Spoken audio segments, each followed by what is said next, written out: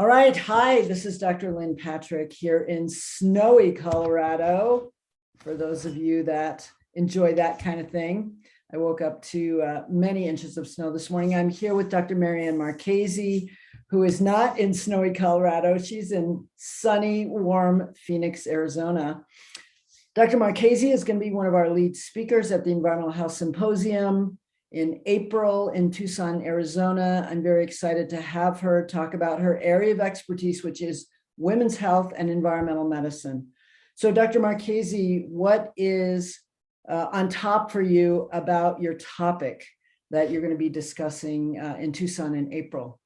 Well, I'm really excited to be presenting at Environmental Health Symposium, and it will not be snowy in Tucson in April. It will be live and in person, which I'm really excited about because it's been about 2 years of doing virtual conferences. So I'm thrilled. I have been in clinical practice for 19 years, and my area of focus has always been gynecology, women's health, and environmental health and medicine. As I have aged, so have my patients. I like to say that joke, 19 years. Yes, we all age. And I've noticed more and more of my female patients really struggling with cardiovascular conditions. And I feel there isn't enough emphasis placed, whether it's hypertension, diabetes, high cholesterol, arrhythmias. And I think it's time that we start looking at all possible factors as to a root cause. And one of the often overlooked factors is the environmental toxicant link.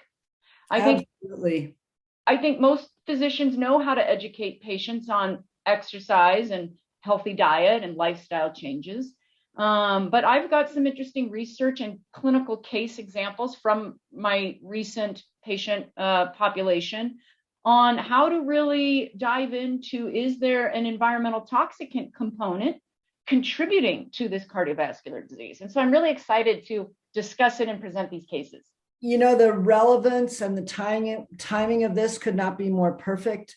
I'm going to do a lecture on the interface between specifically the pollutome regarding air pollution, as well as perfluorinates and BPA, their link with immunotoxicity. And as you know, they are also all cardiotoxic, and the relevance to that in terms of some of the papers that have been published in the last 2 years on vulnerability to COVID-19. Right. And there is never been a more urgent time. This is the great tsunami of the intersection of toxicant exposure, cardiotoxicity. One of the things that I'm hoping that you'll touch on is the effect in so many of our patients of either having COVID-19, having long COVID, and the effect of the spike protein as a cardiotoxic protein, especially its relevance to microthrombi. Oh, absolutely. I'll be able to give personal and patient cases in regards to that. This is great, because I think this is one of the most challenging situations before us right now. I just did a consult last night on this, looking at apparently healthy individuals who come down with COVID-19 and end up with either sequela in terms of respiratory function or long COVID, specifically related to microthrombi. Absolutely. How to address that. So this is great. I'm so glad you're going to be at EHS. Yeah. I know you also have a column in the Townsend Letter where you address your cases and the ongoing literature that's being published related to pollutant exposure, environmental exposure, and women's health issues.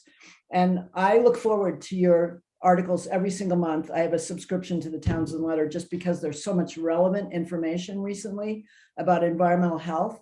And your column is definitely one of them. So I urge everyone to kind of look out for your column in the Townsend Letter, which I think you're doing on a fairly regular basis now, right?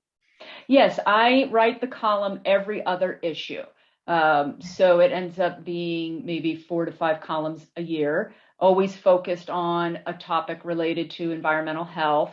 The past 2 years, most of the columns I include a case example, because being, a very busy private practice physician, I want to guide new practitioners through how to realistically address this area with a patient.